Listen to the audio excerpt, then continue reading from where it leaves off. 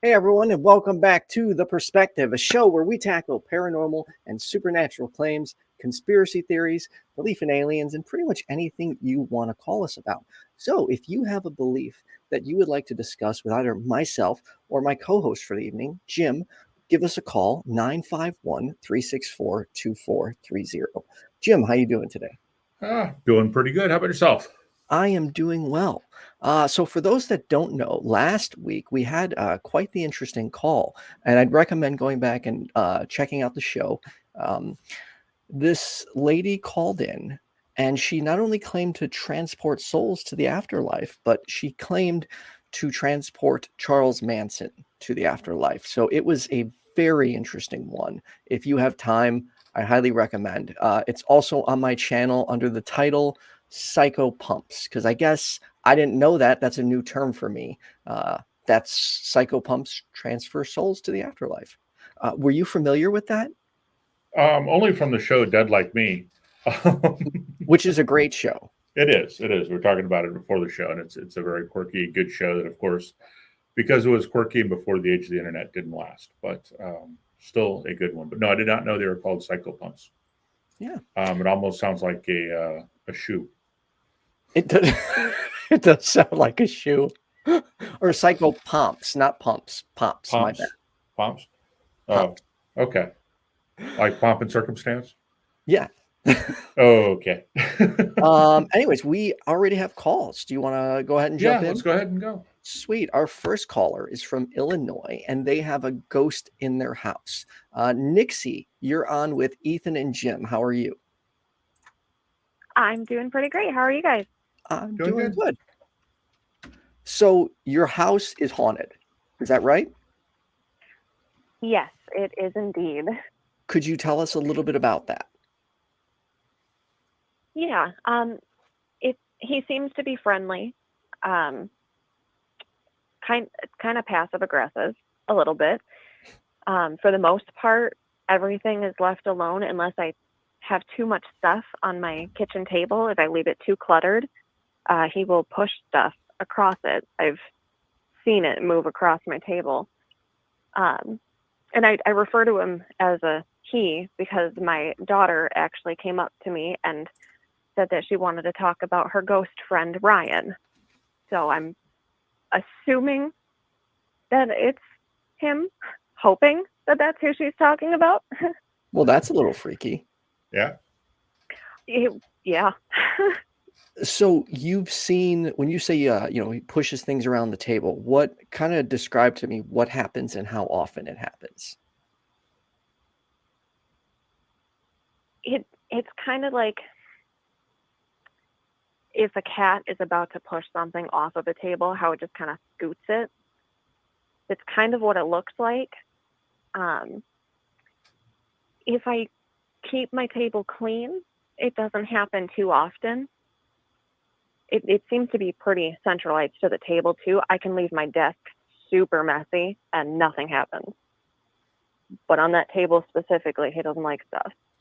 What kind of items do you see moving across the table?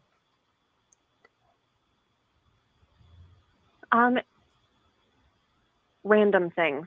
Like it's different each time. Usually cylindrical, I guess, though. Like cans or sometimes my candles, if I have too many candles on the table.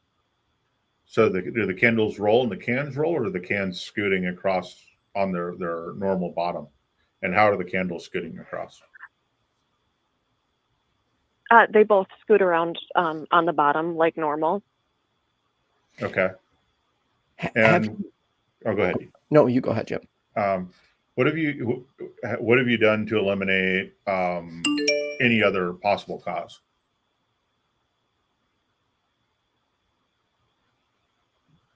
I mean, I saw it happen. So. Well, people see people go to Las Vegas and watch magic all the time. Doesn't mean magic is happening, right? So, yeah, you saw something move, but what was the cause? I mean, there's no airflow in the room that's strong enough to move anything. Not, candles or cans, whether they be empty or partially full. Do you know If it's and it sorry. happens when I'm alone. Sorry. No, I cut you off. I apologize. Please continue. Oh. It happens usually when I'm alone in the house. Like nobody else has seen the stuff scoot across. And it doesn't happen when my dogs are running around or anything like that. Like it's usually when it's quiet. Is it possible that your table could be leaning to one side? Like, have you ever possibly like paid attention to see if maybe they only move one direction when it's happening? I have, and I did put a pen on the table in different spots to see, because part of my floors are a little bit weird. But everything seems to be pretty level. And it goes back and forth. It's not a set pattern. Okay. And nobody else has been able to see this? Nobody that's told me, anyway. And how long has this been going on for? I've lived here for a little over a year.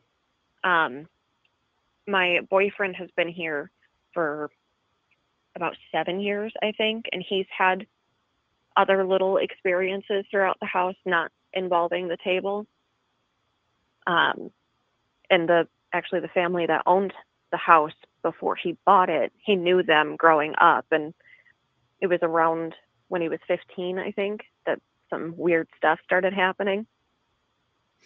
Does your boyfriend also believe it's a ghost? Yes, he does.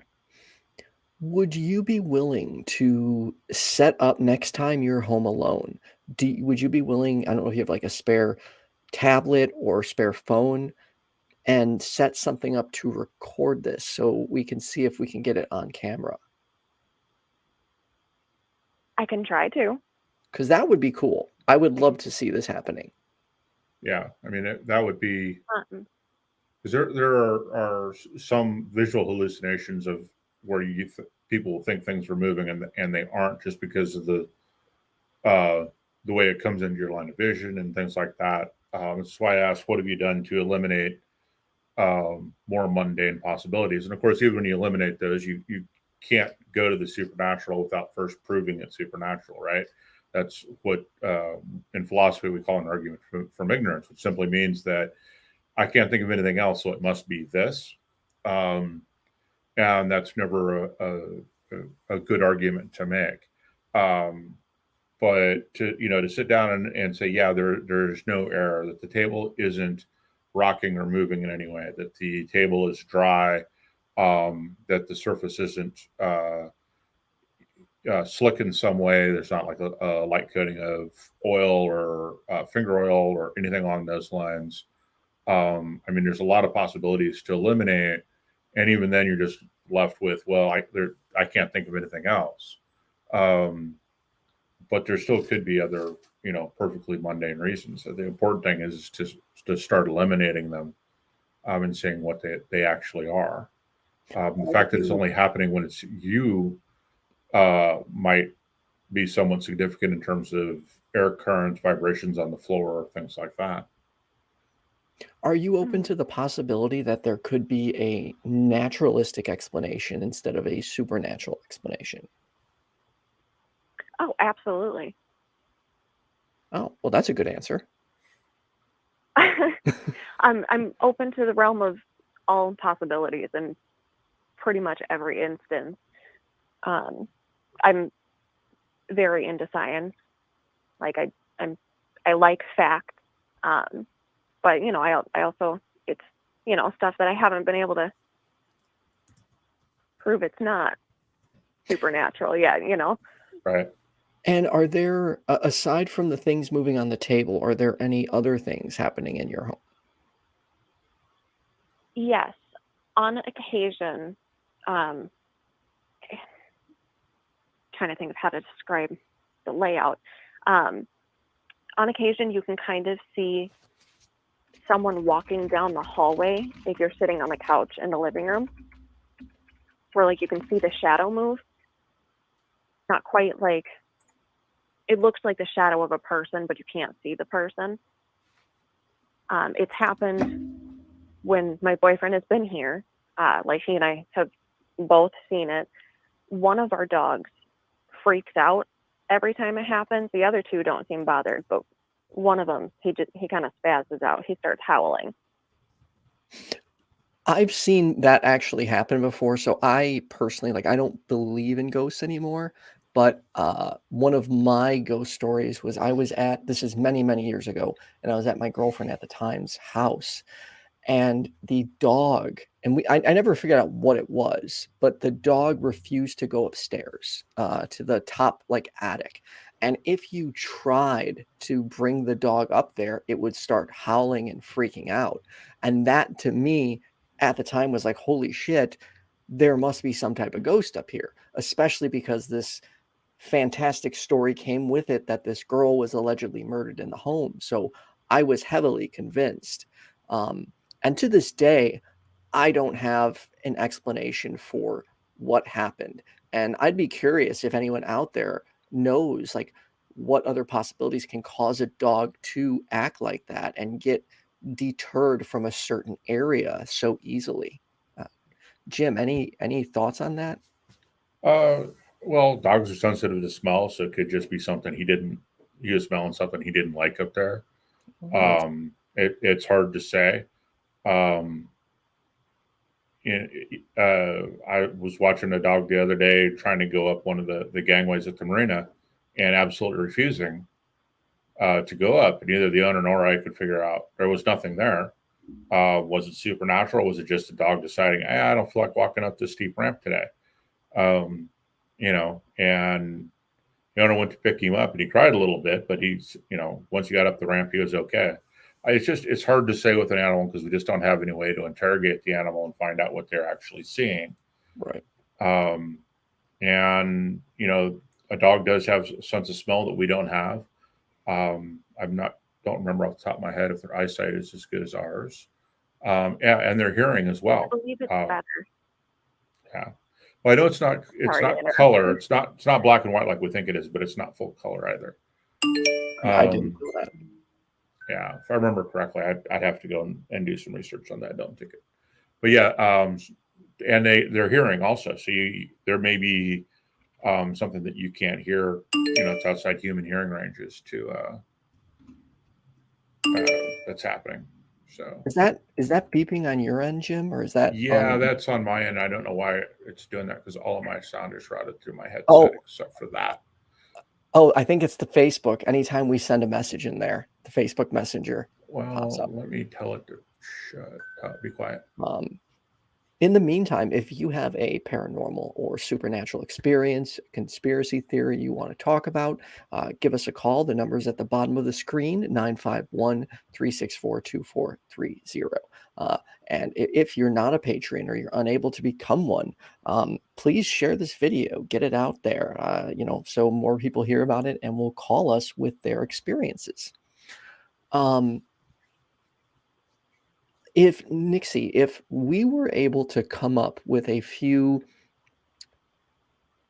what can I say, tests, like I wouldn't be able to come up with them now, but if off the air I can come up with some tests and send them to you, would you be, when you have free time, of course, would you be open to trying some of these so we could investigate and possibly eliminate any other possibilities?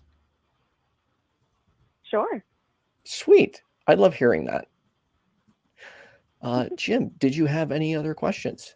No. I mean, I would, if it's bothering you, I would sit down and try and figure out exactly what it could be. I think it'd be an interesting puzzle to solve, to kind of figure out what actually is going on, with the cans and the other stuff, and try and actually see if you can recreate it. Right. If it's only when you're there alone, it could be, if it's an older house, it could be something as simple as you're creating a vibration in the floor somehow, and things move.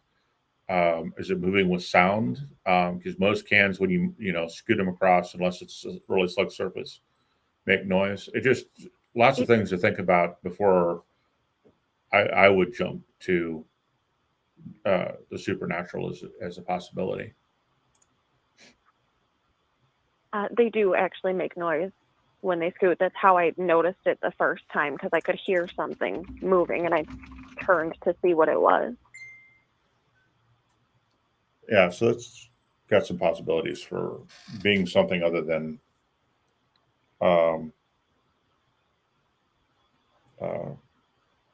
supernatural. Well, what I will do, Nixie, after the show, I'm going to get with one of my colleagues. If he's watching right now, Puck, I know you can come up with some test scenarios if you could assist with this, and I'll reach back out to you if that's cool. Sounds good. Awesome. Well, thank you so much for your time, and thank you for calling in. Yeah, thank you for having me. All right. Have a good one, Nixie. You too. Bye.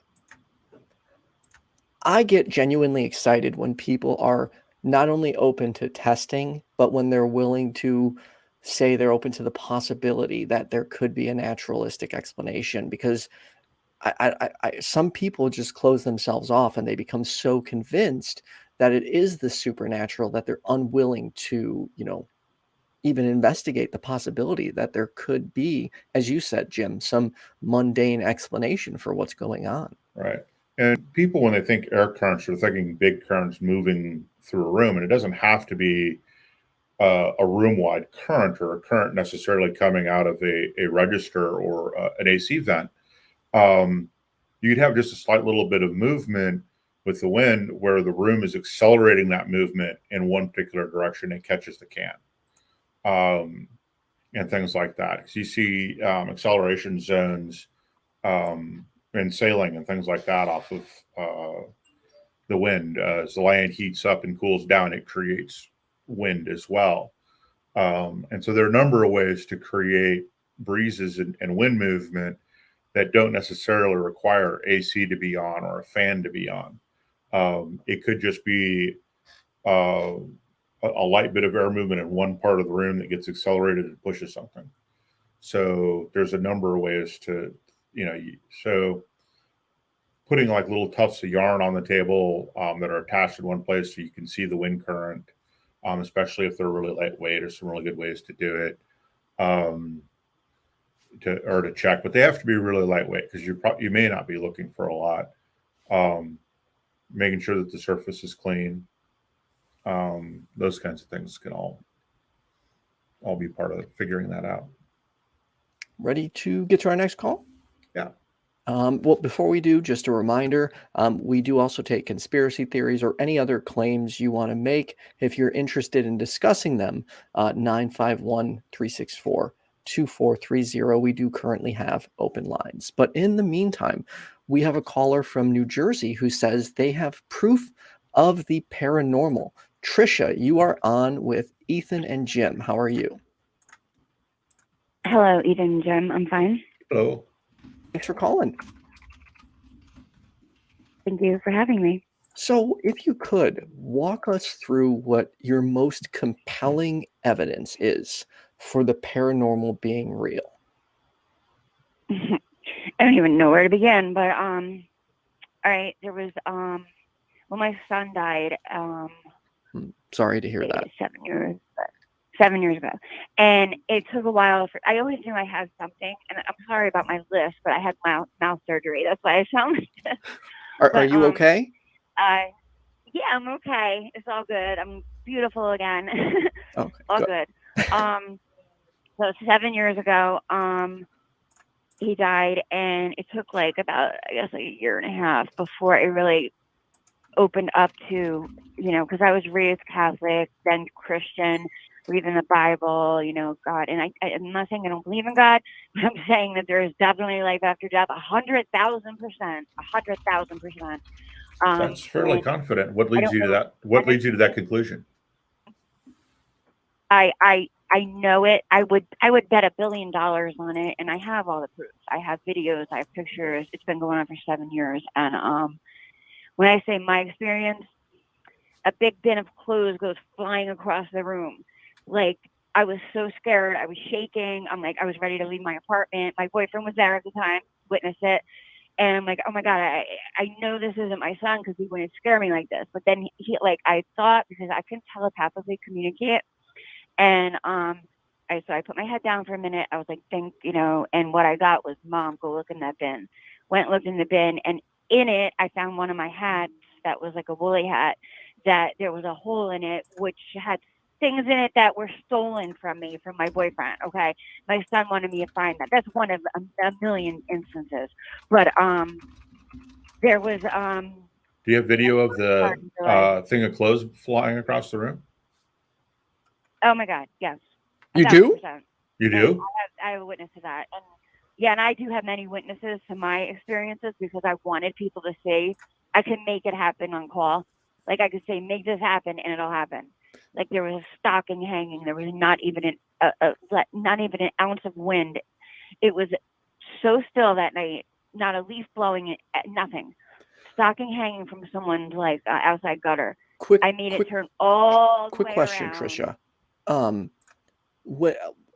I hate when I lose my train of thought. The videos of this, do you have sorry, first question. You're not by chance anywhere near Chicagoland, are you? No, I'm in New Jersey. Damn. Because I would have loved to come up, since you say you can do this on command. I would have loved. Yeah, I can. I could probably do it through, have on you guys on video, but see, this is the thing. Okay. I want to get off topic. Let's, if we can, aliens. let's commit to that. I would love if you can set this up. Like, let me know maybe this week. We're in contact with Facebook. Let's set up a video call via Facebook, and you're saying you can, on video, replicate this in front of me. Is that accurate? Yeah. I can do something. I can definitely do something. Now, is this only in your home, or can you do this at any location? Yeah. Can you do this anywhere, or just only at your home? No, I could do it anywhere. Okay. Is there a university nearby with a physics lab? Ooh. I wouldn't know. Actually, I've been looking into that, because I have there's a rock that I want tested. So I need to talk to you guys. Yeah. I can bring you the most amazing, life-changing things that you'll ever see in your life or witness. I promise you that. Well, I mean, I've heard this before, so I always hope that it's true. Life-changing things are always great. But I have the proof. Okay, well, yeah, I mean, set it up with Ethan. I'd love to be a part of that. And see if we can't find you a physics department where they can actually measure things and paranormal and alien. Pardon?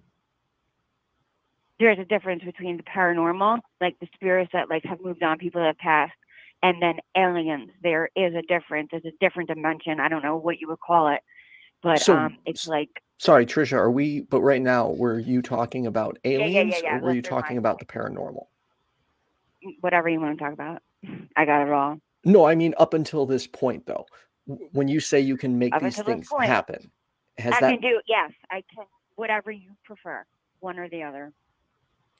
And was this happening while the James Randi Foundation was offering $1 million for proof? Because they're no longer, that offer is no longer around, unfortunately. I know. I tried. I saw that, but it ended after I saw it. I've been trying to contact people. It's very hard.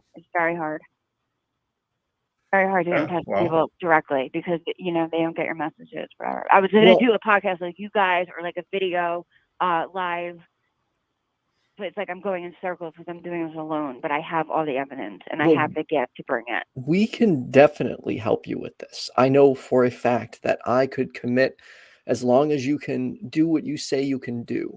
I can definitely set up a Facebook call with you, video, and we can go through and see. And if what you're saying is true, and if this can be replicated, I will be the first person posting the videos proudly and admitting that my mind has been changed. And additionally, I can't wait.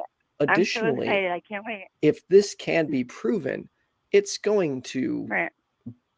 I don't want to say win a Nobel Prize, but I think it would if you could prove it. Yeah, and it would have to be in a location that we can control, where we can eliminate Right. all a wide variety of But they are chicanery. two Because separate things. They are two separate things. I want you to understand that. well, we're Well, only talking about the you know, supernatural we're right just now, yeah, we're just talking about like right? your paranormal experiences, not aliens, just to avoid confusion. So put aside the aliens, which is the biggest life-changing event, even though they're making hybrids here. I have everything. Yeah, and You know, like so again, we could so do that. going back to the supernatural real quick. I mean, Mhm. Penn I and could Teller do do some that. amazing magic that isn't real, of course. So I can doing it in a location you control is not going to impress me at all. Doing it in a place where we can actually eliminate all the different magic tricks Yeah, and things like that, where we can actually inspect what's going on before it happens. Those would all be things we'd be interested in.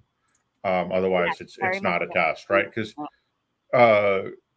I agree. video special effects are fairly good these days, and so we've got to eliminate all I that. wouldn't even know how to do that, but yeah, I Well, got you. I would be willing to bet that through using StreamYard, we could do this without What is that? them. It's the application I currently use to host. It's like a Okay. Facebook. Can it be instead of a Facebook call, we would do a StreamYard call. I would just send you a link and it would pull your video feed in.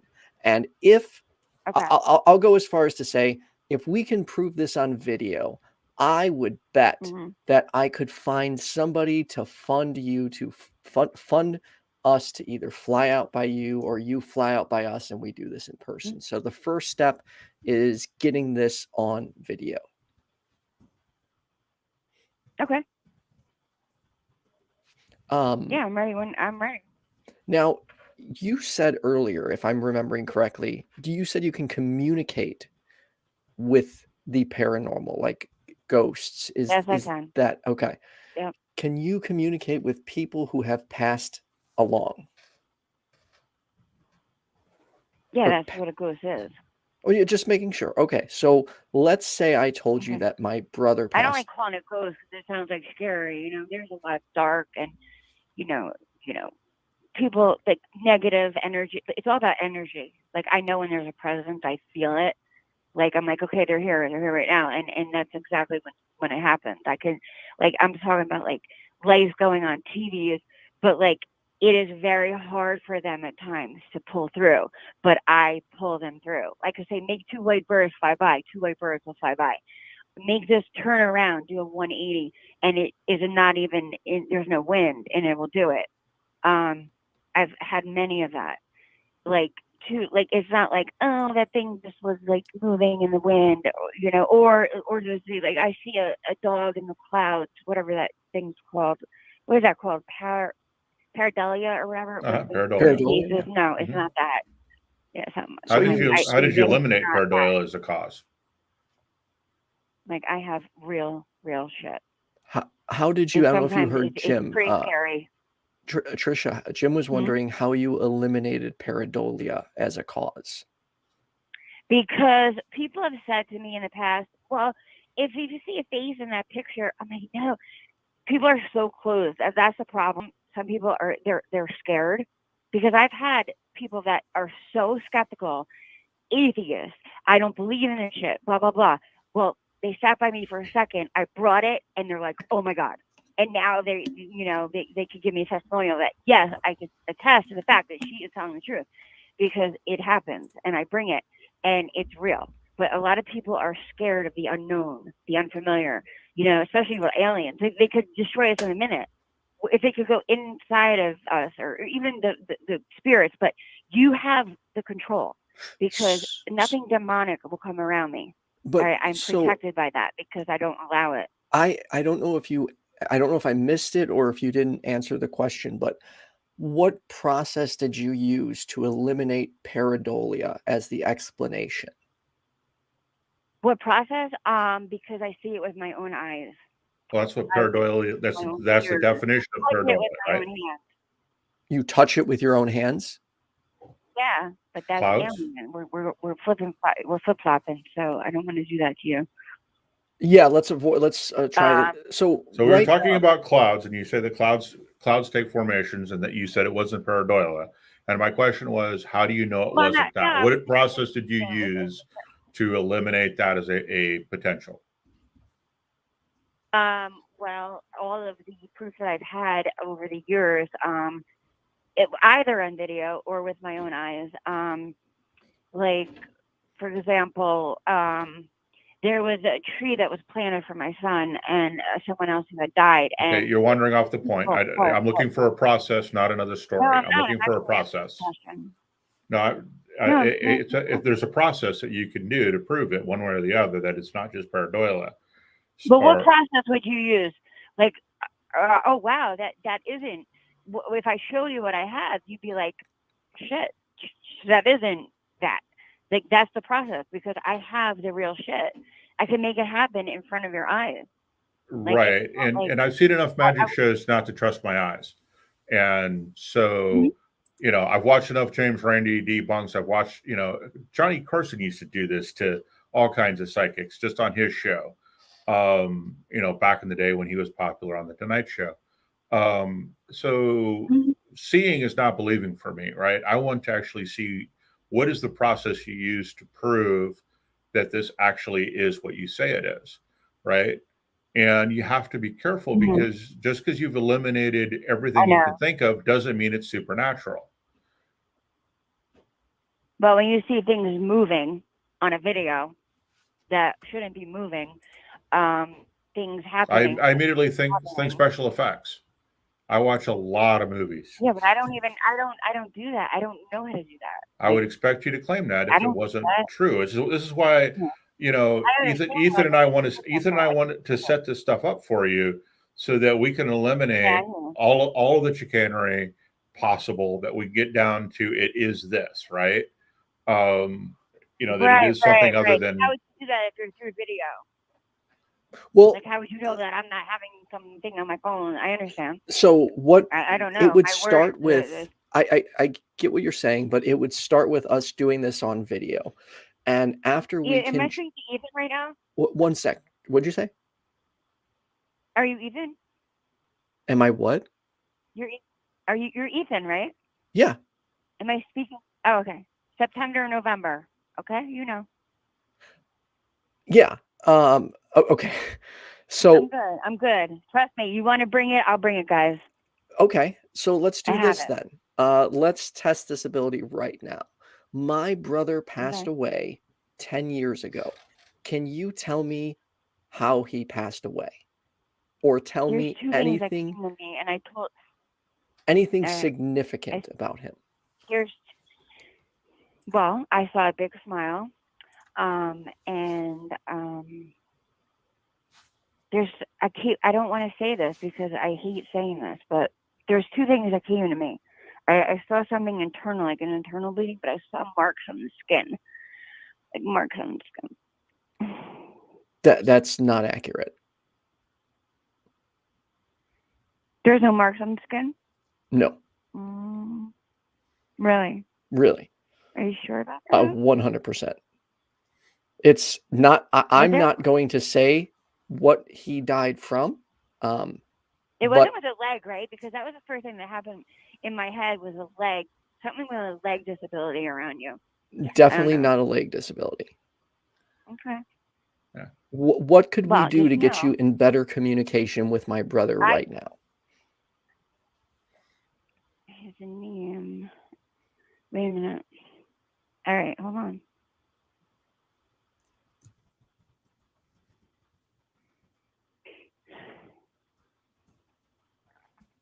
All right. I'm trying to feel it right now.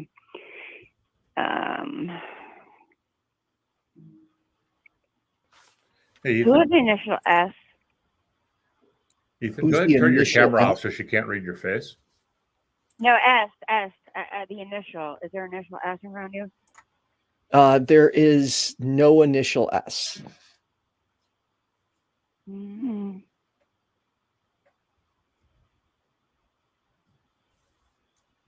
Yeah. No, I can do this. Just give me a minute. We have a couple more minutes left. So, yeah, if you can do this, that would be great.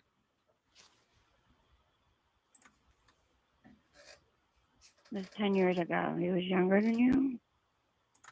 Yes, he was Uh-huh. younger than me. Yeah.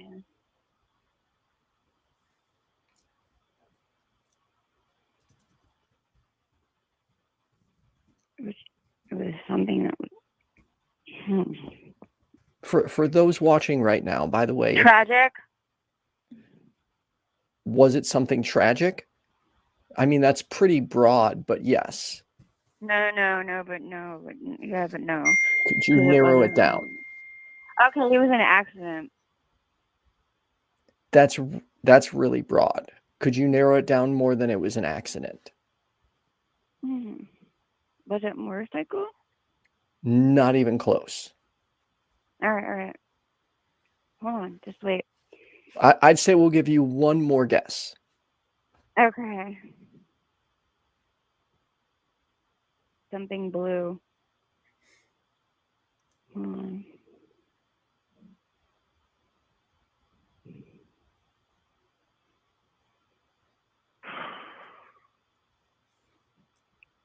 There's like something blue, but it was like some kind of machinery or something. I don't know. No. So you're definitely way off. So I would say. No, I am way off. It's because I'm not concentrating. Hold on. All right. Well, no. So we do have to. I can do this. I know I can. We do have to move on in just a moment. So what I would like to do is I will contact you after my stream is over, and you and I can set up a time to do a video chat, and then we'll go ahead and you can show me what you're claiming you can show me on camera. Will that be okay? Yeah, I can do that, but I'm still stuck on your brother. Can you give me his first initial? Just his first initial. Sure. B as in boy. I'll give one more guess, then we have to wrap it up and move on to the next caller. I don't know why I'm still seeing like bleeding and marks on the skin now. It's weird. Something around at the root or neck or something. I don't know. All right. Well, I don't think we're getting anywhere with these guesses. But Trisha, I do want to thank you for taking the time to call in today. Call me out, yeah. Yeah, all right. And I'll bring it down. I promise you. And but I it won't will. be you. It'll be someone else. It doesn't matter. I'll do my own. But I really appreciate your time and thank you for having me. And if you're serious about this, call me. I'm 100% serious, so I will follow up with you after the show tonight. Okay? All right. Thank you, Trisha. I hope you have a good day. Yeah. And good call on having me turn off the camera. Well, it was obvious she was trying to cold read you, and it's also obvious that she had completely forgotten that there was a delay. And so what your response, and she wasn't accounting for the delay, I don't think. But yeah, cold reading is an easy thing to do. It's harder to do off of just strictly a voice, and your voice stayed pretty monotone throughout the entire conversation. But yeah, I have less confidence than I did before that she has anything that is going to be interesting. I think this is going to go the way of every other debunk, right? Once you start taking control away from what they're doing, this is another Yuri, what's his name, with the bending the spoons. Yuri Geller. Yeah. Who's still around bending spoons with his mind, by the way. His embarrassment on Carson 20, 30 years ago didn't stop him. Because there's one born every minute, and by that I mean sucker. So yeah, people still believe this stuff, and that's why I want to continue to talk to them and investigate these claims. And I can assure the audience she has connected with me on Facebook. So after this show tonight, after the Discord after show, I will send her a message, and I will get, as long as everything works out on her end, I will get a video chat set up as quickly as possible. I'll invite Jim to do it as well. We'll record the thing and see if anything comes out of this. And I will happily, if it's anything remarkable, I'll of course post it. If it's interesting, I'll post it. Yeah, you should really focus on finding a venue that she's not going to be able to control or get to beforehand and prep in any way, shape, or form. And it should be things that, a basket of laundry would be pretty hard to get to move without some prep. I think, but I would definitely make some contact with some magicians and try and find a test that you could do in a venue that is controlled. If a viewer happens to be in New Jersey and near the caller, then that would be ideal, right? You can use someone else's house or someone else's garage. Yeah, I will, like, so if we can set this up and I do see something compelling that she's doing, then at that moment I'll turn to my audience, turn to the people I know and say, you know, how can we get this funded for us to meet up and do these tests in person? You know, I'll contact the James Randi Educational Foundation if I need to, see if they're willing to help out. But to me, the first step is seeing if it's even worth going to that level, because you know, we have a lot of people that make these claims and then there's no payoff. So to me, the easiest way is to start here. Yeah, without a doubt. Before we get to our next caller, I want to thank our super chats: Ameet, Mathew, something blue, something old, something borrowed, and something to support this channel. Thank you, Ameet. Yeah, we appreciate that. Left, right, left says S is for super chat. Thank you, left, right, left. You know, next time you're on, Jim, I got to make sure you have access to call in studio so you can see all the calls. But in the meantime, we got a couple of calls, so I got to get to our next caller. Is going to be from Texas. They're a former atheist and wants to talk about conversion, spiritual but not specific religion. And then after that, we'll get to you, Khalil and Nate. But in the meantime, Jonathan, you're on with Jim and Ethan. How are you? Hey, how you doing? Doing good. Can you speak up a little bit? It sounds like you're far away from the mic. Yeah, can you hear me better? Yeah, there we go. Awesome. I'm sorry. So you used to be an atheist. Yeah. What changed your mind? Well,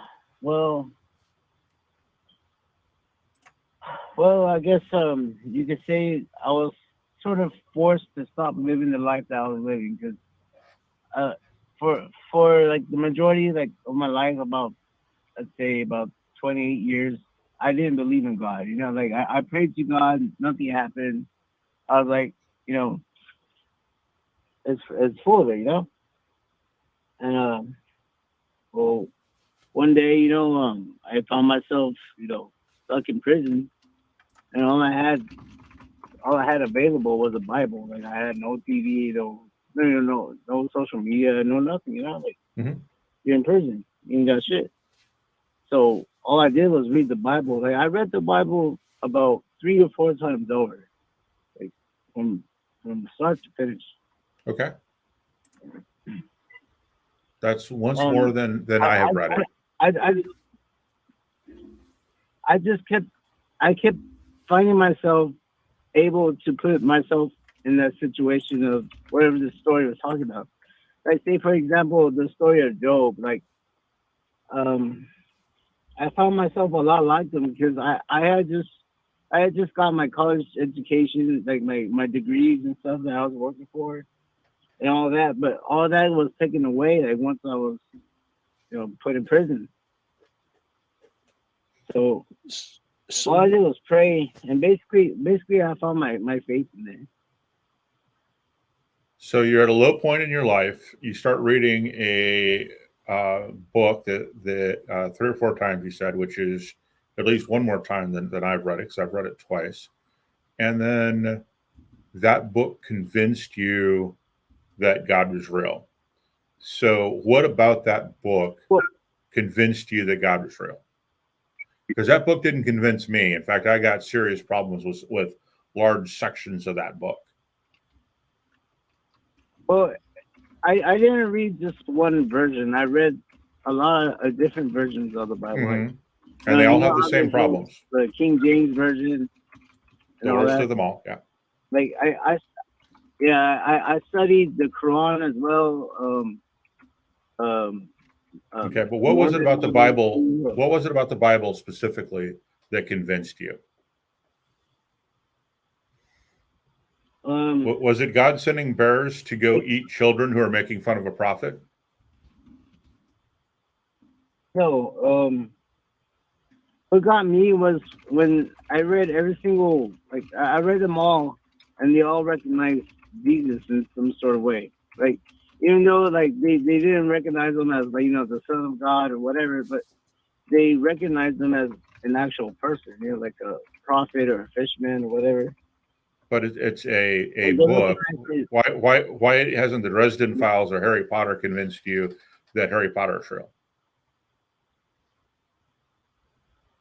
Because they can't prove that sorcery is real. Can't prove that God's real either. Not from a book. Well, they can in a scientific view. There's what science is supporting anything in the Bible? Because bats are not birds. You cannot get striped goats by having non-striped goats have sex in front of a fence, right? The flood could not have happened. In fact, there are multiple scientific disciplines that give rise to that lie. The Exodus never happened. There's absolutely no archaeological evidence for that many Jewish people being in Egypt at any time. Certainly not anywhere close to the numbers. Or you need at least 1 million Jewish folks. Never happened. So when we just go on and on, there are things that just never happened. There's no scientific evidence for. So what are you claiming there's scientific evidence for? I'm going to say in the Bible, there is scientific evidence of creator. What? Scientific evidence of what? The Higgs particle. The what? The Higgs particle. No. The Higgs particle? Have you heard of The it? Higgs boson particle. There's no evidence. What leads you to believe that the Higgs boson is predicted by the Bible? And these people didn't know where the sun went at night. I just said it represents the creator. It represents that, something didn't just pop out of nothing, like. Yeah, the only people who say that something popped out of nothing are Christians who don't understand science. And because physicists don't even know that the philosophical nothing or absolute nothing even exists, the closest that some physicists think you can get is to create a Faraday cage, wrap the Faraday cage in a bunch of lead so you don't have any radiation, electromagnetic, or X-ray or any of that coming through. Take it out to a part of the universe where gravity is zero, and you would then effectively have nothing, except you don't really have nothing. You still have all the quantum fields that physicists don't think you can get rid of. So there is no nothing that something can come out of. And you would still need to prove that anyway. You just can't say that. Exactly. So, yeah, that doesn't buy you anything here. Well, Jim, correct me if I'm wrong. This something from nothing isn't accurate. It was the Big Bang was an expansion, not like an explosion. Is that accurate? Yeah, it's an expansion, and the Big Bang is not nothing, right?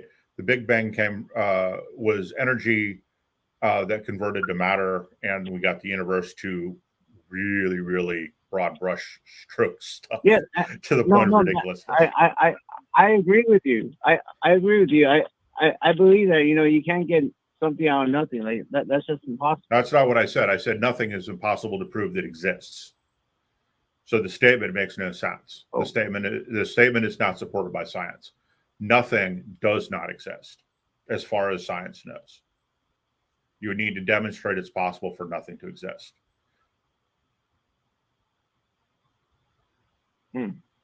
Yeah. Oh, also, cause and effect is an emergent property of the universe. It's not a fundamental property. So cause and effect doesn't get you anywhere either. So like we keep going back to the same question. What science are you talking about that supports the Bible?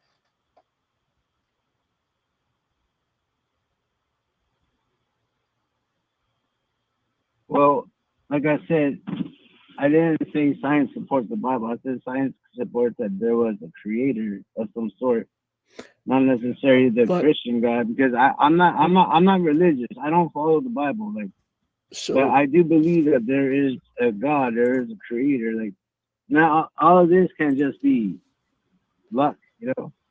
well, I wouldn't say it's luck, but I guess my main question to kind of follow up with what Jim was saying is, what science are you saying supports a creator? Because I have yet to see any science that supports a creator of any kind.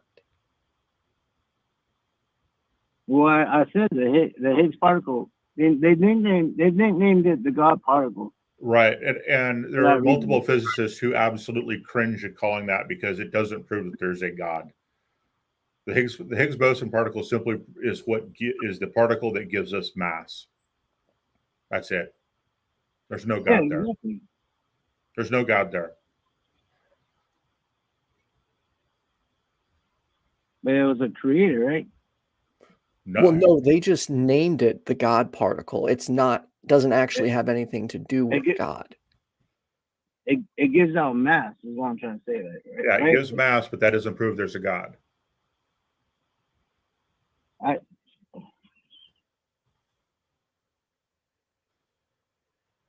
So, and specifically, Leon Letterman, the Nobel Prize-winning physicist, referred to the Higgs as the goddamn particle, as opposed to the God particle, meant to poke fun at how difficult it was to detect the particle.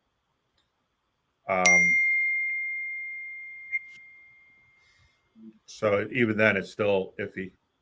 So it sounds like what we got left is you prayed real hard and you found God. Is that accurate? Well, no, not really. Like I had to lose everything. In other words, like I had to lose all that I own out here and go in there and just read a Bible and put myself in the stories of the Bible. Like, don't take the Bible literally like it's some kind of like, you know, like journal or some shit. Like it's all made in metaphors, like parables. So why? Because You there's won't, some pretty you won't understand the Bible if you just like read like a regular Bible. Like study Bibles help understand like what the words mean. Like oh they meant that. And, you know, like it's not supposed to be taken literally. In other words, is what I'm trying to say.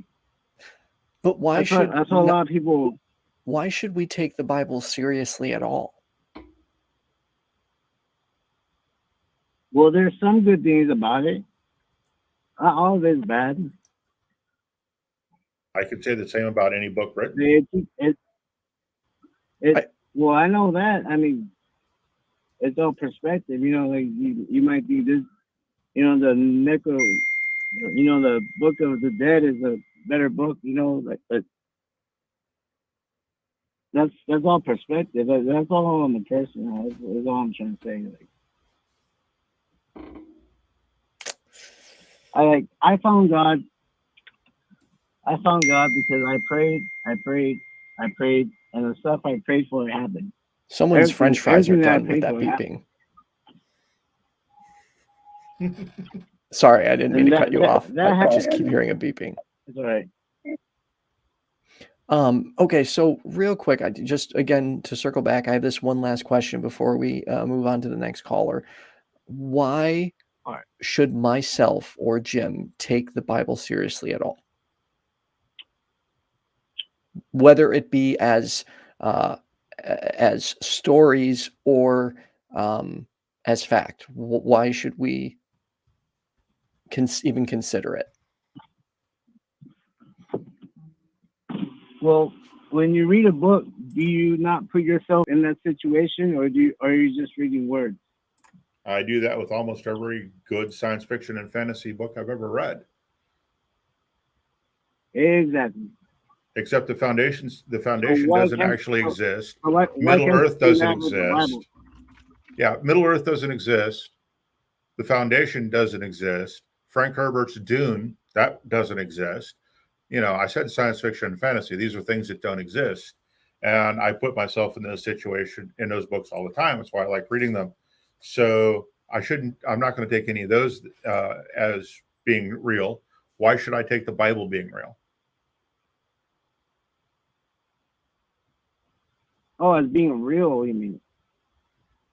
Hey, why should I Like, take you anything know, in the Bible what is being that? real when there's so much Read- evidence that most of it is at best historical fiction? Emphasis on the fiction and Well- not the historical. Well, I'm not sure. I've been trying to find the name of this video that they showed us in prison. It was a documentary made by an atheist who went to Egypt and studied all this shit, like, to see if it was real or not. And she found like some things that were real, like the Dead Sea Scrolls. Those were real. Yep.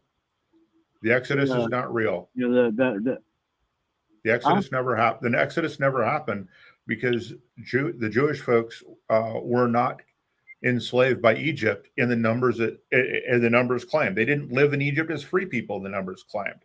In fact, most of the Jewish folks were Canaanites, which is why they were never able to eliminate the Canaanites, despite however many times they tried. But their history traces right back to Canaan. They were Canaanites. I mean, this is the archaeological history. So there's no archaeology that supports that claim. And you know, one of my pet peeves is people who say I was an atheist and now I'm a theist, and here's why. That's like, were you ever really an atheist?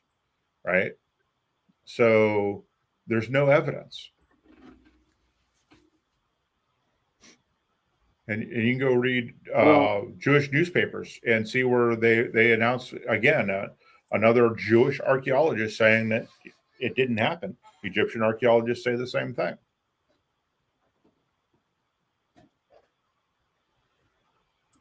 Well, you know, I'm not saying that the entire Bible is real, but all I'm saying is that there is a creator, whether or not you call him God or not.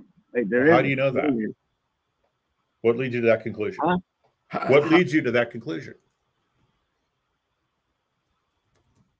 Well, I mean, to look at life, like, you don't see anything being born just by itself. Like, a person isn't born, you know, just by one person alone. Like, they need two people, right? But how is that? So that's just evidence that people can procreate. That's not evidence for God. It's evidence of creation of life, is what I'm trying to get at. Well, that's creation of a life, yes. But if you're talking about creation of life in general, that's called abiogenesis, and there's a whole branch of science dedicated to that.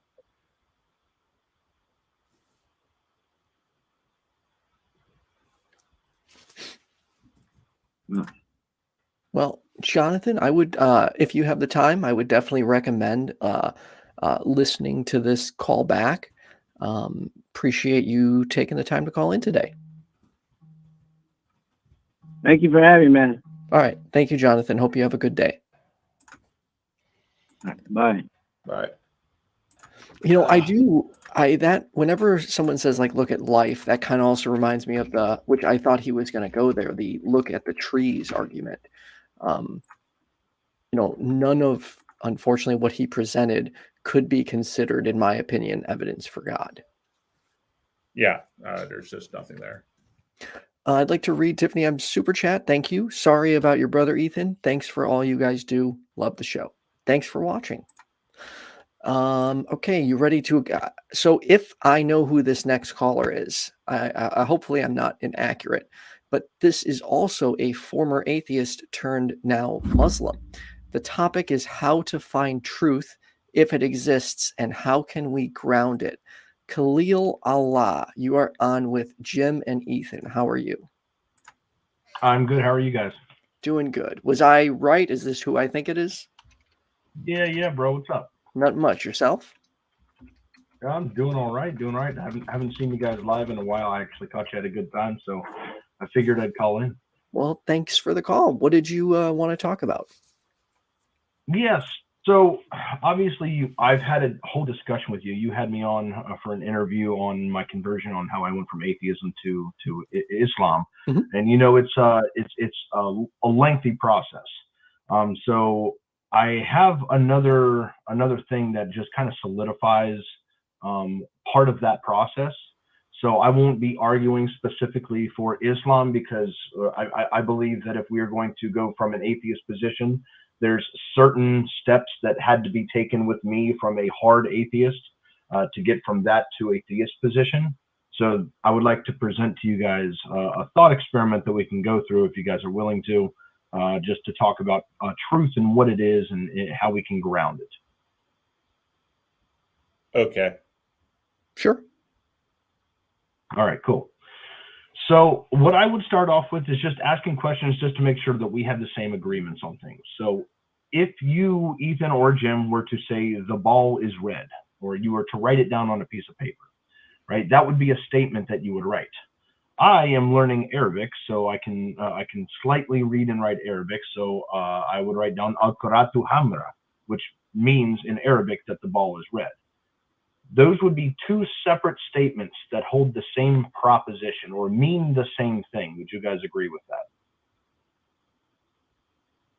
Yeah, sure. I'm not a huge fan of this line of quote unquote argument. I'd much rather have you present your argument and then we can discuss terms and make sure that we know exactly what we mean.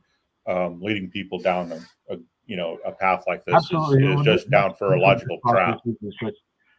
This process is just making sure we agree on all terms. So it's perfect. What's the term you're trying to agree on? Because you haven't defined a term yet, and you just asked a question. If we make a statement, the ball is red. What's the term you're trying to? Statements is what I was trying to agree upon. That statements and propositions are distinct from each other. Yes, they are distinct from each other. You could have just asked that question. Perfect. And statements or propositions themselves have a truth value to them. So if we were sitting in front of a ball, the object would be the ball, the statement would be our description of the object, and then the proposition would be the truth of the statement. So that proposition would hold a certain truth value to it. In our reality, there's the three classical laws of logic. Either things are true or they're false. So if we are experiencing this ball in front of us, it could be, ruling out solipsism, it would be true that the ball is in front of us. So the proposition would have a truth value to it. Yes, we've already agreed to this, and you move on, please. Perfect. Okay. So does truth exist in reality? Do statements conform to reality? Yes, they do. Does truth? I just answered the question. I answered your question. Okay, so does that mean the same thing as my question? I don't know. You're going to have to determine that for yourself. So are you saying does truth conform to reality? No, I'm saying does truth itself exist in reality either as a physical object or a conceptual object? And my answer was truth is that which conforms to reality. That is what truth is. Wouldn't that be knowledge? That which comports with reality? I think that's... No, truth is that which comports with reality. Knowledge is justified true belief. Yes. So justified and true would mean that it comports with reality. And anyways, so we're agreeing that truth actually exists in reality. You guys are just using different words to say the same thing. Perfect. So truth exists in reality. Is truth a physical thing or a conceptual thing? Depends on what we're talking about.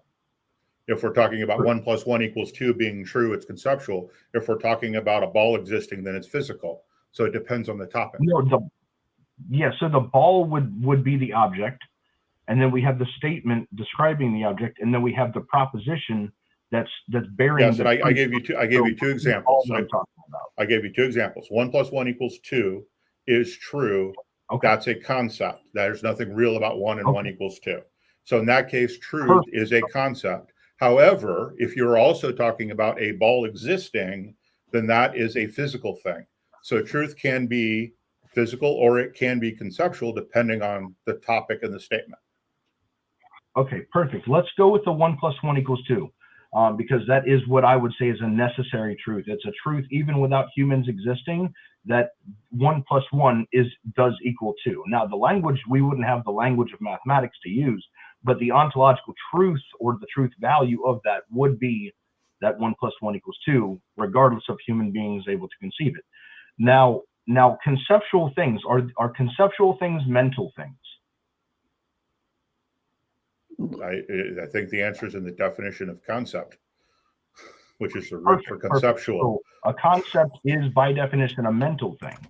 So if 1 + 1 has always existed, and conceptual things are mental things, and truth is a conceptual object, that means that for as long as 1 + 1 has equaled 2, that there has been a conceptual object, which means that there has been a mind to ground that conceptual object.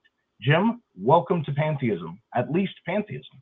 No. See, you completely missed my point. So when we're talking about truth as a concept, truth is true for conceptual things, and then we can also talk about things that are true that happen to exist in reality. Yeah, cool. So you have to first prove. So my mind conceiving of it does not mean that there is some pantheistic mind out there conceiving of the same thing. It just doesn't exist that way, right? You still need to prove that. So let me summarize this. You've agreed that statements are distinct from propositions. Propositions have truth values. Truth is a conceptual thing when it comes to some truths. 1 + 1 is a necessary truth that has always existed. Truths, you say, when it comes to 1 + 1 is a conceptual thing. Conceptual things are by definition mental things, which means that they're grounded in a mind to be a mental thing. Therefore, as long as 1 + 1 has equaled 2, there's been a mind to ground it in. We've agreed. No, because 1 + 1, because we've already agreed also that 1 + 1 would equals 2 would exist even without a mind. Right. How? Because objects exist without a mind. Therefore, if I take one object if I count the number of objects in a space and there's 2 objects in there, it doesn't matter if there's a mind or not. We've already agreed to that as well. That's your problem. Yeah, exactly. Now we're conflating the whole actual objects with the conceptual thing. I was just focusing on 1 + 1 = 2, and you said but you don't need a mind for 1 + 1 = 2. That's just how we express it. Yeah, but is that a conceptual thing? You've already agreed that 1 + 1 = 2 is a conceptual truth. Yes, it is a conceptual truth, but it's a conceptual truth about things, right? It's literally, I'm taking a set of 1 and a set of 1 and combining it into 2. That's all conceptual, but I can still have 2 things that exist outside of a mind. And when they come together to be part of the same set, right? We use concepts to describe reality, is what I'm trying to get at. Okay. So we use so that doesn't require a mind. Okay, Jim, I'm not talking about the objects. I'm talking about the truth of the claim. We keep going back to the objects, and I'm trying to move. I'm specifically speaking about the truth, which is a conceptual thing. If it's a conceptual thing, you've already agreed it's a mental. If there's no mind, if there's no mind to understand the concept doesn't exist. That doesn't mean 1 + 1 is exactly, which means that if 1 + 1 = 2 doesn't need a mind, then that truth doesn't exist, and let human beings come along to be able to conceive of it. So, are you saying that 1 + 1 = 2? The truth of that, there's one thing and there's another thing, and those things equaling 2. Is that true? You say that it's not true until human beings exist. Until there's a mind to conceive of the concept, yes. Okay. That doesn't change the fact there are 2 objects. Create truth. Pardon? I didn't know that. I said I didn't know human beings created truth. No, you see. I don't think that's what he said. That's not what I said at all. Nice try, though. I mean, you're doing a really, really good job of using some really cool rhetorical tricks to try and trap me, which is why I absolutely positively hate this line of quote unquote reasoning. So no, human beings don't create truth, but we can conceive of things that are true. You need a mind for concepts. And are things true prior to human beings existing? Concepts? No. Or not human beings, minds. I don't care if I don't care if they're human beings, minds. Concepts don't exist without a mind. So you're confusing things. When you say things, you need to be very specific. Are you talking about balls, or are you talking about concepts like 1 + 1 = 2? Concepts like 1 + 1 = 2 don't exist without a mind. Balls exist. Okay, perfect. So are you saying that before human beings, that the truth of 1 + 1 = 2? That's a concept. It does not exist without a mind. Yes. How can a concept exist without a mind? That's my challenge to you. I don't. Hold on here. Let's try one more. I don't want to waste a whole bunch of your guys' time. Let's go back to the singularity, right? Let's just say that according to the Big Bang Theory, there was a singularity that expanded. According to one model, there was a singularity. There are multiple models for this, and not all of them include a singularity. Sure. So yeah, we're just going to look at the singularity itself.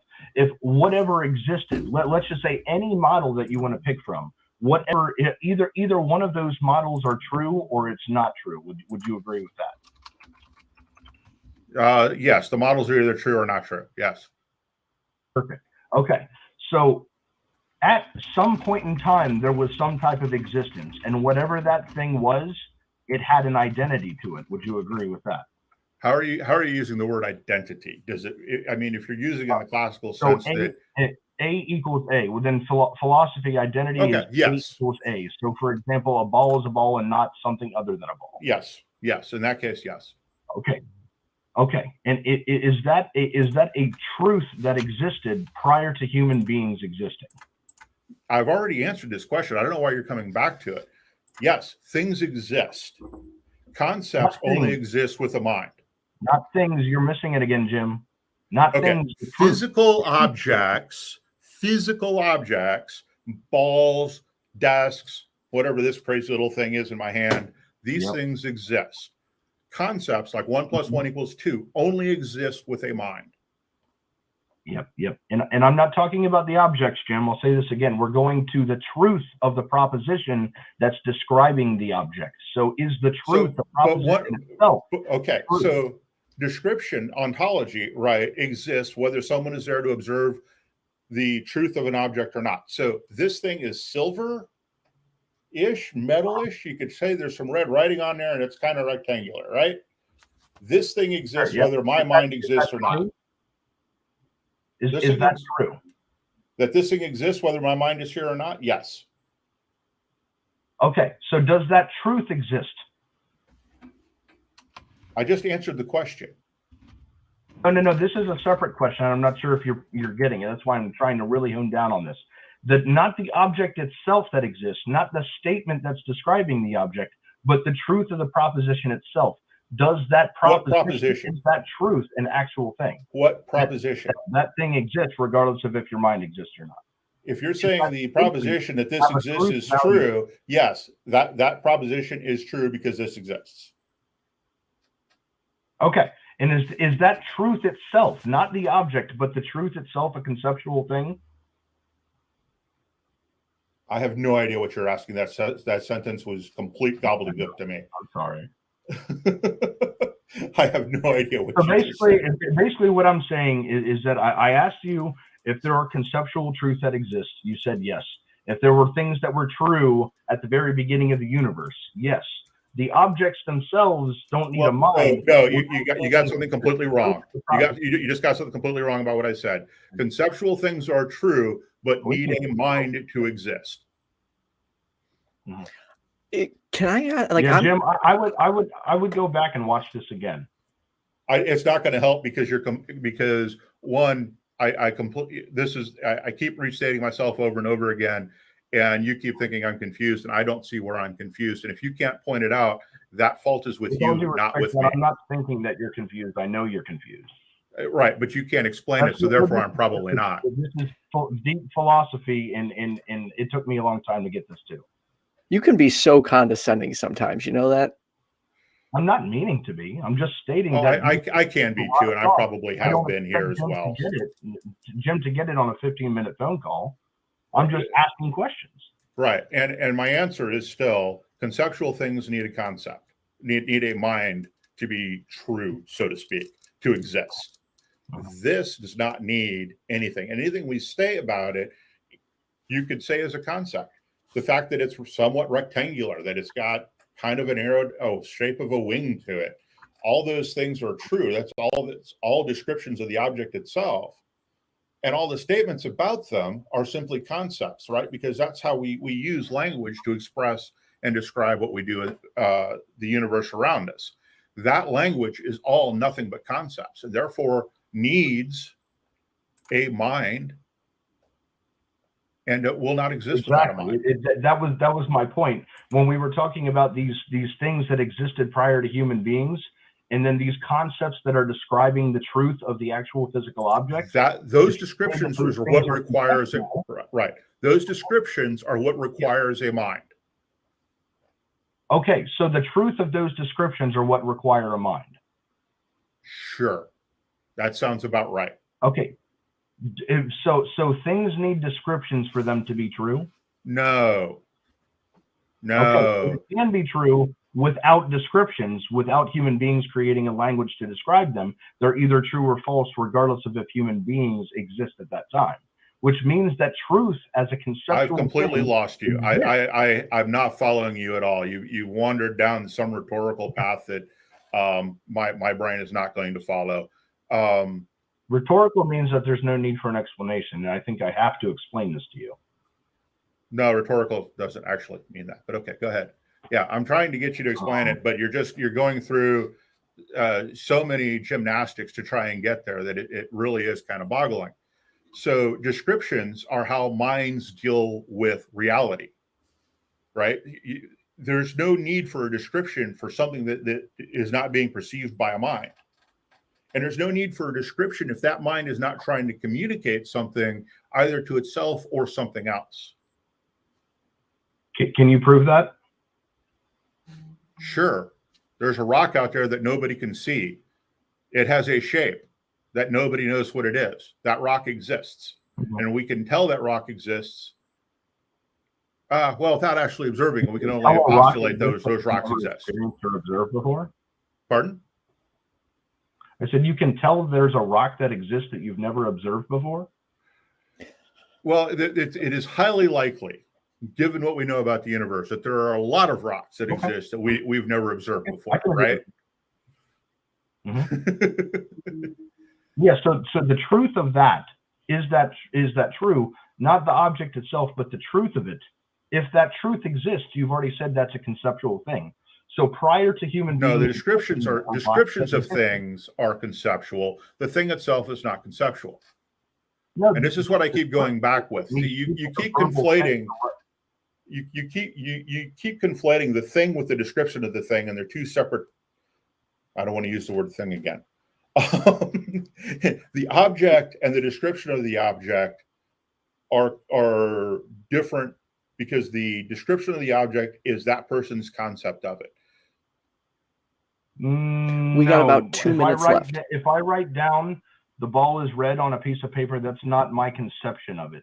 My conception of it is the proposition. And I can prove that it's your conception of it. Hold on, Jim. We've already agreed. You've already agreed with me that there's a distinction between statements and propositions. Yes, now you're going backwards. But I want to go back to what you just said about the concept of the red ball. Now, I have no idea how many different shades of red there are, but someone could look at that red ball and claim that it's actually pink or chartreuse or brick red or firehouse red or some other red, and they would still be correct in saying it's red. They're just more accurate, or more accurately to them, describing what that ball's what color the ball is, right? Now we get very particular and say that ball is a particular wavelength of light, reflects a particular wavelength of light we consider red. But those are still all descriptions of the object, not the object itself.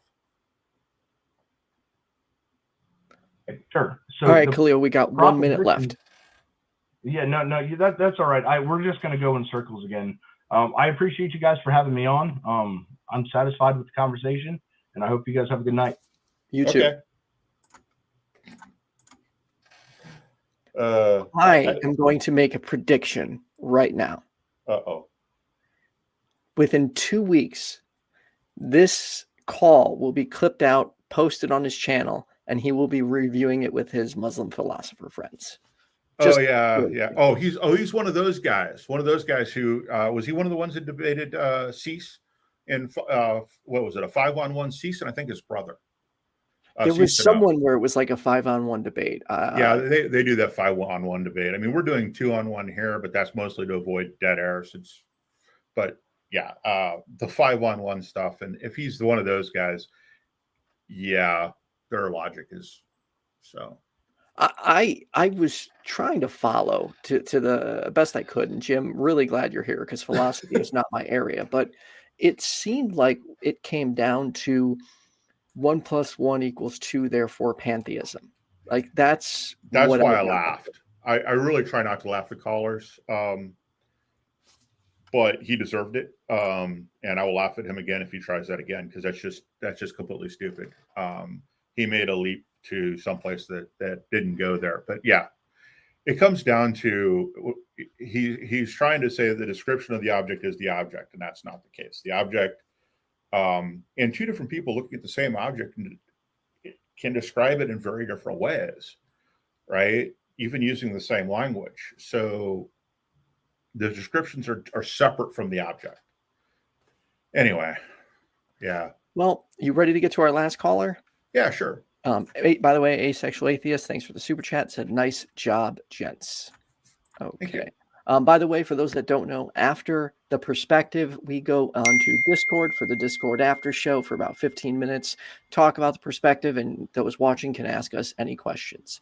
But our last caller, they want to know if I don't think this is I hope this isn't a prank call, but is Jesus a natural clone of the Virgin Mary? Nate, you are on with Ethan and Jim. How are you? Hey, hey Jim, hey Ethan. Good talking to you guys.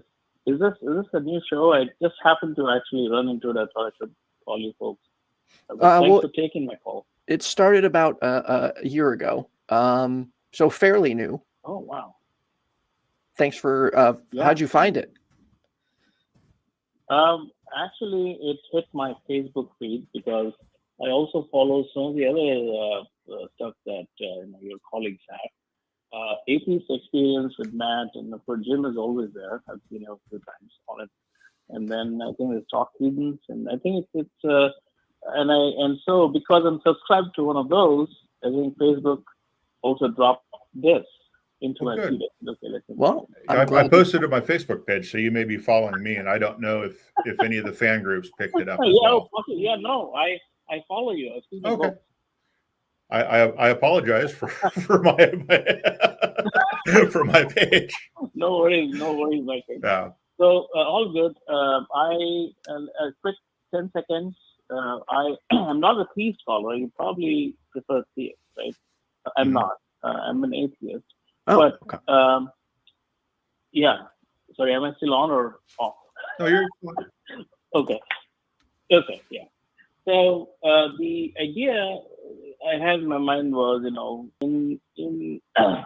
so Christianity or the Bible, right, has all kinds of accounts in it, and one cannot, with absolute certainty, say that, let's say, Jesus didn't exist.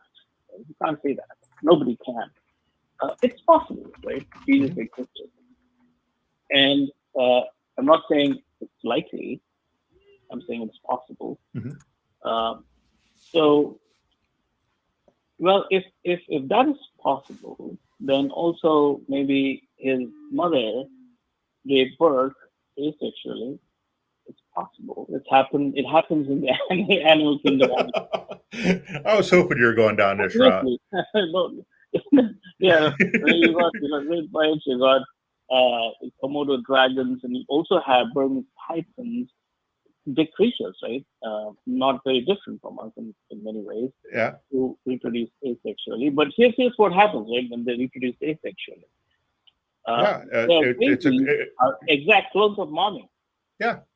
It could very well be that if Jesus did not have a father, that it was an asexual clone, and that would actually mean that Jesus did not have male plumbing. Exactly. He didn't have all the male, tribal appendage. Yeah. All that. So, the beard and stuff. And so I think if that's true, we should also comprehend the possibility of all of human race, the entire human race, since the foundation of Christianity, having been taken for a ride, thinking that Jesus is a guy. That would not be the only ride they went down, right? Because Probably not. Jesus would be Probably not. transgender, I believe. I'm not an expert on this. This would be something to call the Transatlantic Show and talk to Katie and Arden about. But I believe that would make Jesus a transsexual as well, and make them trans. Or non-binary at the least, right? Right. Non-binary and transsexual or plain female, just taking everyone for a ride. Yeah. We Yeah. don't know that, right? So what that also does is, we should also look at ourselves and say, maybe we are wrong. Maybe Jesus was around, but he's female, right? Right. I think that's a line that just kind of struck me yesterday. I'm like, oh my, yeah. So I didn't want to waste your guys' time, but if it was going to be, I was just about to end my day. I'm in California. I just got off work almost when I called you folks, and but all the conversation I've heard so far was also very interesting, especially the guy just before me, the 1 + 1 = 2 means pantheism. That was way, way above my head. I almost tuned out at that point. I was like, oh. Well, Yeah. we only have about 3 minutes left in the show. Was there anything else you wanted to cover, Nate? No, my friend. I think that's all I just wanted to talk about. But if you want to use those 3 minutes more productively than a conversation with me, by all means, thanks very much for your time, my friend. Awesome. All right, Nate, thank you. thank you for watching, and I appreciate you waiting on hold for so long and taking the time to call in. And sorry we didn't have more time to talk. No, don't worry about it. I always enjoy your shows. Always great. Thank you much for everything you guys do. Thank you. Enjoy the rest of your day. Yep. Cheers. Bye-bye. Well, that was a doozy of a show. It was. It was lots and lots of fun. Yeah. So next week on The Perspective, Secular Rarity will be on with Genevieve. If you're not familiar, Genevieve is Dave Warnock's co-host on their new show, That GD Show. I highly recommend going to Dave Warnock's channel and checking it out. I get to produce it, and we do it every single Monday at 6 p.m. The Perspective, like I said, is every Tuesday at 7 p.m. Then this Thursday is the Pickup Line with Hannah Vaughn and myself. It's a call-in show on dating, relationships, and sex. And it's at 9 p.m. Central. And it is a call-in show. I'd like to thank our top-tier patrons, Cindy PLAZA, Left, Right, Left, Kenneth Leonard, Skye, JumpandShoot, Oz, Secular Rarity, Philip Leitch, Kaitlyn Beyond, Toast, Richard Gilliver, Sunset Sarge, Ameet, Mathew, Ray Sylvester, and Kyle Brewer. Thank you for your patronage. And also special shout-out to YFNA's own Kenneth Leonard, who just got married this past weekend. Congratulations. He's now on honeymoon. Can't wait for him to come back. Jim, what do you got going on? I'll be on Atheist Experience next towards the end of October. I think they've got me scheduled for the 18th, actually twice in October. They got me scheduled for the 18th and the 31st. Not the 18th. The 18th is a Monday. The 17th, I don't remember. I would have to check my calendar. So that'll be the next thing that's up. Although I take that back. Actually, I'll be on the line next Sunday before then. Oh, awesome. And then I do believe they got me scheduled twice for October for Atheist Experience as well. So yeah, that's about it for me. Awesome. Well, Jim, thanks for doing this. Thank you to everyone who watches and tunes in every week. If you do want to become a patron, you can become one for as little as $1 a month. If you can't, no big deal. Share this video. Believe it or not, it makes a difference. So please share it with your friends. If you know people with supernatural or paranormal beliefs or conspiracy theories, have them call the show. We need the callers. So thank you. Like and subscribe. All the good stuff. And we'll see you in the Discord after show in about 5 minutes. Good night, everyone.